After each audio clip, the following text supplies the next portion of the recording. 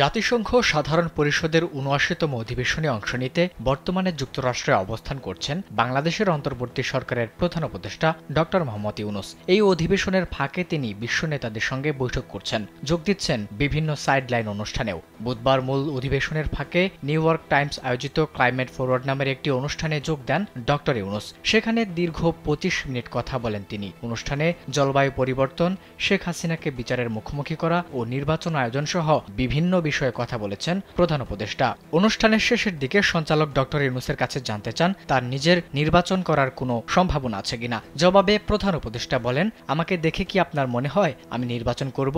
আমি নির্বাচন করব না।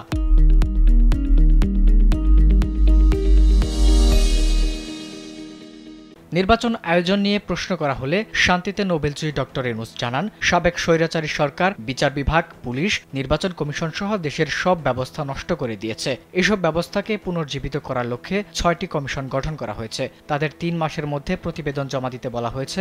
কমিশনগুলো প্রতিবেদন দিলে তাদের দেওয়া পরামর্শ নিয়ে রাজনৈতিক দলগুলোর সঙ্গে আলোচনা করা হবে। নির্বাচনের বিষয়ে প্রশ্ন করার আগে শেখ হাসিনাকে দেশে ফিরিয়ে এনে বিচারের মুখোমুখি করা নিয়ে প্রশ্ন করেন সঞ্চালক। সে প্রশ্নের জবাবে ড ইউনূস বলেন, কেন নয়? যদি তিনি অপরাধ করে থাকেন তাহলে তাকে অবশ্যই ফিরিয়ে এনে বিচারের মুখোমুখি করতে হবে। আপনি নিজেই বিচারের কথা বলছেন, তারও বিচারের মুখোমুখি হওয়া উচিত।